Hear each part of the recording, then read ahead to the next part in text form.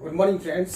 आज हमें अपना एक नया चैप्टर स्टार्ट करने जा रहे हैं और उसका नेम है स्ट्रक्चर ऑफ एटम्स। ठीक है, जैसा कि आपको चैप्टर के टाइटल से ही पता चल रहा है कि स्ट्रक्चर ऑफ एटम, यानी कि ये जो पूरी पिक्चर से वो एटम के सराउंडिंग घूमती रहेगी। इस पूरे चैप्टर्स में जो पूरी पिक्चर है वो एटम के सराउंडिंग घूमती रहेगी कि एटम होता क्या है, किससे मिलकर बना होता है, इसकी स्ट्रक्चर्स क्या है। ठीक है ना, तो बहुत सारी चीजें हमें इस चैप्टर में इसके बारे में स्टडी करेंगे। ठीक है ना, तो स्टार्टिंग करते हैं पहले एटम से। एटम्स क्या है, देखिए एटम एक ग्रीक वर्ड है।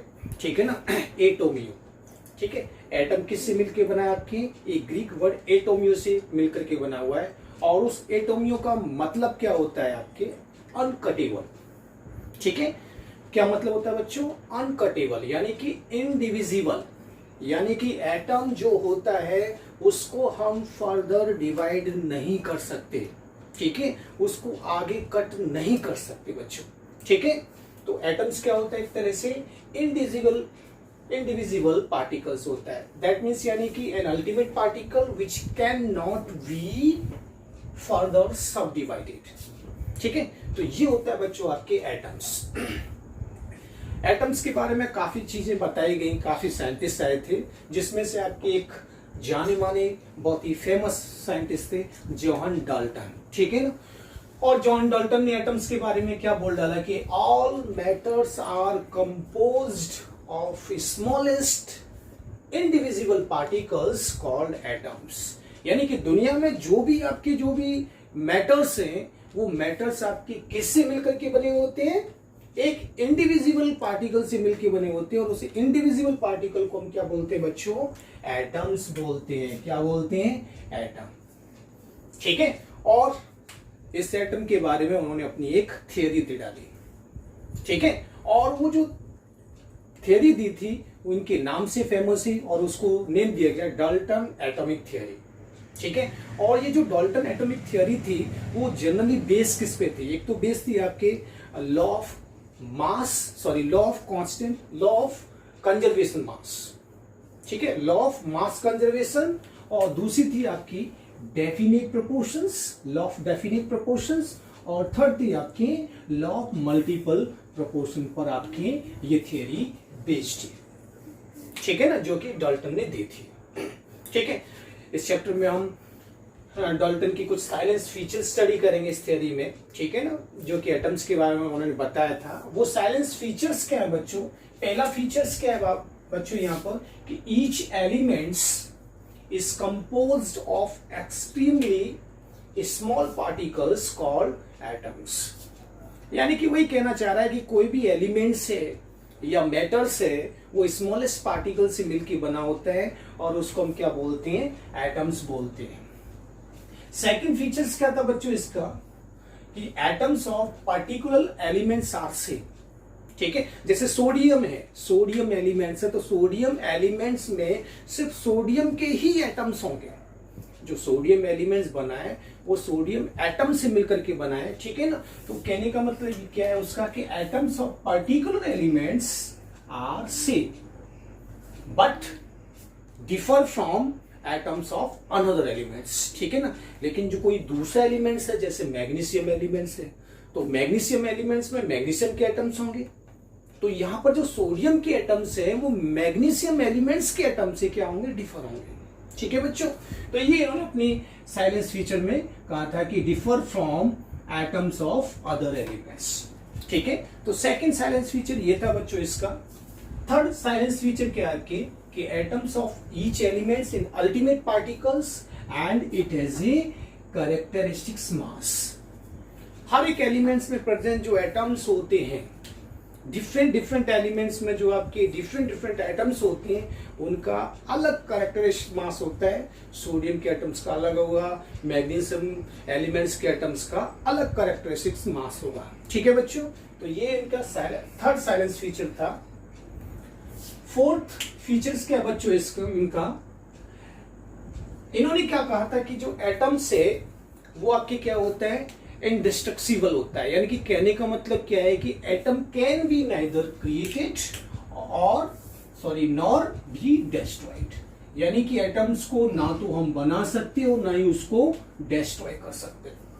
ठीक है बच्चों, तो ये इसका फोर्थ साइलेंस फीचर था। फाइनली फिफ्थ जो साइलेंस फीचर क्या था कि जो एलिमेंट्स में प्रेजेंट जो एटम्स हैं वो केमिकल रिएक्शन में पार्टिसिपेट्स करते हैं और आपस में मिलकर के क्या बनाते हैं बच्चों, वो मॉलिक्यूल बनाते हैं। ठीक है बच्चों, क्या बनाते हैं, वो मॉलिक्यूल्स बनाते हैं। तो फिफ्थ साइलेंस फीचर क्या था कि atoms of elements take part in chemical reactions and form molecules. तो बच्चों ये कुछ साइलेंस फीचर थे डाल्टन एटॉमिक थ्योरी के। ठीक है, तो डाल्टन ने तो जो मन में आया बोल दिया भाई, और लेकिन इसके बाद में बहुत सारे यानी कि साइंटिस्ट आए, उन्होंने अपने अपने अलग अलग टाइप्स की हाइपोथेसिस दी थी। ठीक है, एटम्स के बारे में। लेकिन बाद में पता चला कि भाई एटम्स आपके इंडिविजिबल ना होकर के डिविजिबल होता है बच्चों। ठीक है, यानी कि एटम्स को भी आगे हम सब डिवाइडेड कर सकते हैं। ठीक है, ये चीज जो आपके बोली गई कि एटम्स को हम आगे सब डिवाइडेड कर सकते हैं, वो वैसे ही नहीं बोल दी बच्चों। कुछ एक्सपेरिमेंट किए गए थे जिसके बेसिस पर ये चीजें बोली गई कि भाई एटम्स आगे सब डिवाइडेड हो सकता है। इलेक्ट्रॉन, प्रोटॉन और न्यूट्रॉन में भी सब डिवाइडेड हो सकता है, यानी कि एटम आपके इंडिविजिबल नहीं है। ठीक है, वो कुछ आपके प्रैक्टिकल्स थी, जैसे आपके कुछ आपके जैसे सम आपके आइसोटॉप्स के बेसिस पे बोला गया था कि भाई एटम्स आपके इंडिविजिबल नहीं है। न्यूक्लियर रिएक्शंस भी थी, उनके थ्रू भी बोला गया कि भाई एटम इंडिविजिबल नहीं है, डिविजिबल है, क्योंकि न्यूक्लियर रिएक्शंस और आइसोटॉप्स आपके बिना एटम के डिवाइड किए हुए नहीं हो सकते बच्चों। ठीक है, और आपके जो इलेक्ट्रॉन, प्रोटॉन और न्यूट्रॉन पर आगे वर्क किया गया, साइंटिस्ट ने प्रूव किया कि भाई इलेक्ट्रॉन होता है, प्रोटॉन भी होता है, न्यूट्रॉन भी होता है। ठीक है, तो इसके रिगार्डिंग आपकी एक साइंटिस्ट आए थे जे थॉमसन करके। कौन से साइंटिस्ट आए थे? J Thomson. जे थॉमसन ने आपके एक एक्सपेरिमेंट किया था और उस एक्सपेरिमेंट का नेम था कैथोड रे डिस्चार्ज ट्यूब। ठीक है, ये किसने किया था भाई? J Thomson.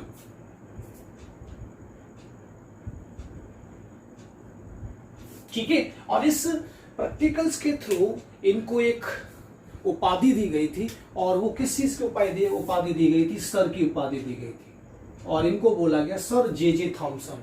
उस समय सर की उपाधि बहुत ही कम लोगों को मिलती थी। ठीक है ना, लेकिन जे थॉमसन को इस प्रैक्टिकल के लिए सर की उपाधि दी गई बच्चों।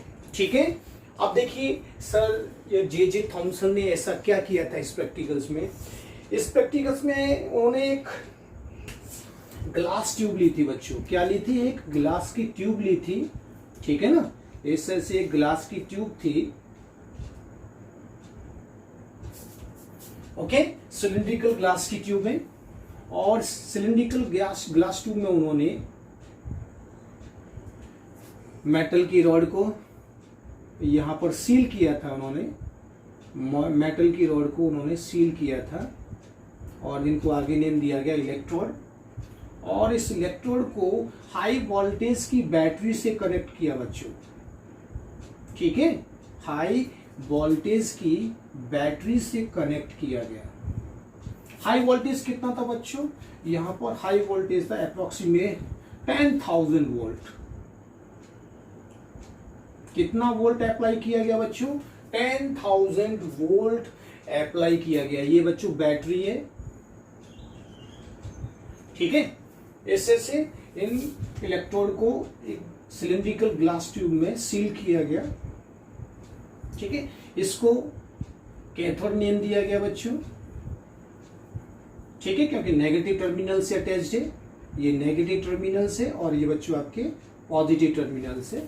ठीक है, और इसको नेम दिया गया बच्चों आपके एनोड। ठीक है, ये कैथोड है और ये एनोड है। ये क्या हो बच्चों? आपके नेगेटिवली चार्ज है, और ये आपके पॉजिटिव टर्मिनल है। ठीक है, इस ग्लास ट्यूब में एक वैक्यूम पंप भी यूज किया था बच्चों। Vacuum pump.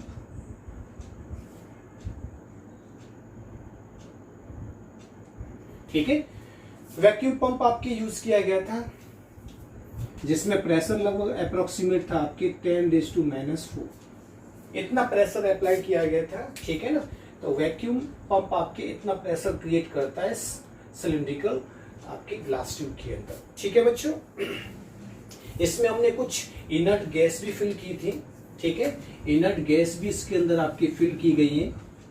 अब इनर्ट गैस आपके जैसे hydrogen, helium, neon, argon, xenon, ये आपके इनर्ट गैसेज हो सकती हैं, ठीक है।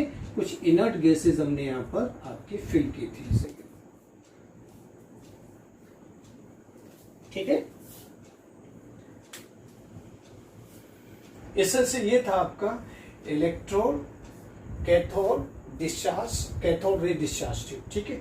इसमें एक चीज और की गई थी, जो कैथोड जो एनोड लिया गया है बच्चों, वो आपके थोड़ा इसमें परफोरेटेड यूज किया गया था। एनोड परफोरेटेड का मतलब इसमें थोड़ी क्या है, होल्स थे। मैं यहाँ बना देता हूँ इसको अच्छी तरह से, ठीक है। इसमें होल्स थे इस तरह से, देखिए।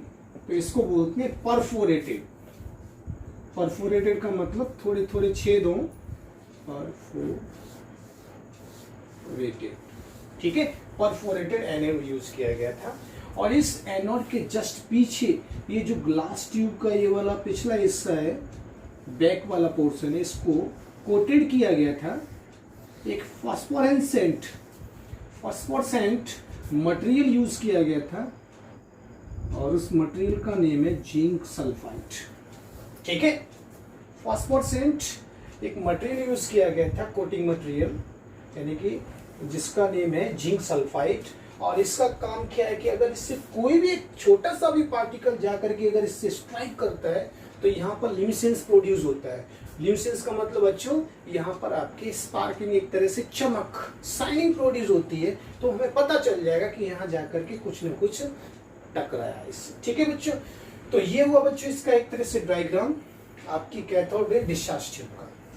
बच्चों इसमें क्या हुआ, जैसे ही हमने हाई वोल्टेज का जैसे वोल्टेज यहाँ पर पास किया, तो करंट यहाँ से प्रोड्यूस होगी, और करंट जाकर के कैथोड पर जाएगी। कैथोड से कुछ रेज यहाँ से निकलेंगी सीधे, और इससे जाकर के टकरा करके यहाँ पर ल्यूमिनेसेंस प्रोड्यूस होगा, ठीक है। ल्यूमिनेसेंस प्रोड्यूस होगा तो इससे हमें पता चलेगा एक्चुअली क्या, जैसे वोल्टेज यहाँ पर अप्लाई किया गया तो यहाँ पर आपकी क्या है, कुछ ल्यूमिनेसेंस प्रोड्यूस हुआ।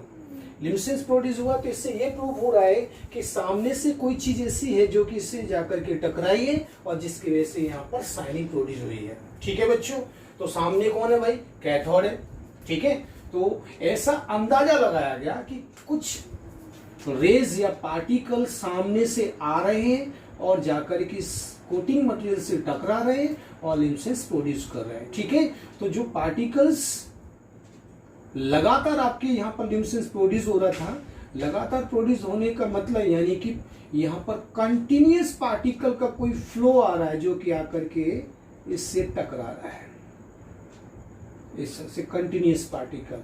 और इस कंटिन्यूअस पार्टिकल्स को यहाँ पर नेम दिया गया रेज, यानी कि रेज नेम दिया गया इसको। बीम ऑफ पार्टिकल को हम क्या बोलते हैं, रेज बोलते हैं। और ये बीम ऑफ पार्टिकल मिल किससे रहा है, इस कैथोड से, इसलिए इसको नेम दिया गया कैथोड रेज।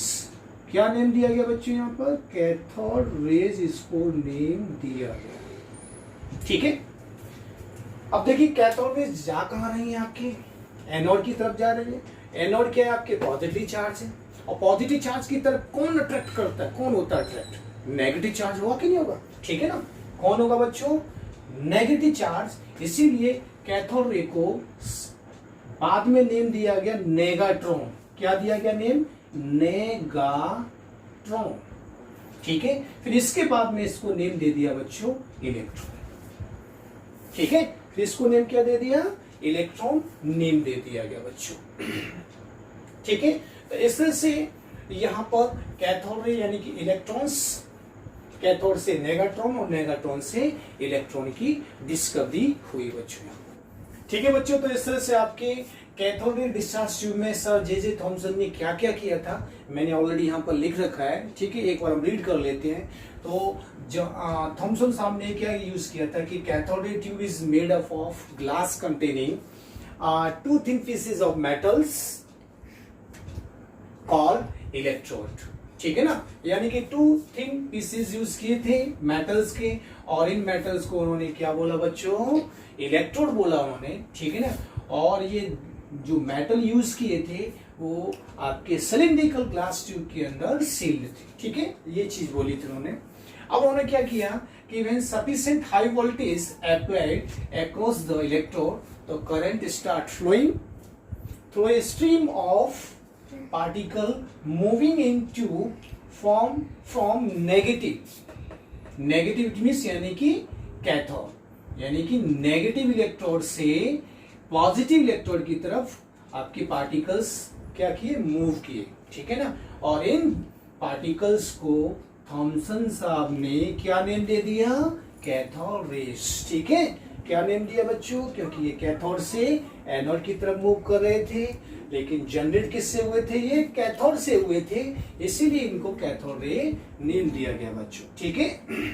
अब देखिए ये जो आपके करंट फ्लो हो रही है कैथोड से एनोड की तरफ, ये आपके किसके थ्रू गई, जो आपके एनोड में होल बन रहा है उस होल को पास करके कोटिंग मटेरियल को इसने स्ट्राइक किया, और वहां पर जाकर के किससे जाके टकराया, वो जिंक सल्फाइड की कोटिंग से, ठीक है ना।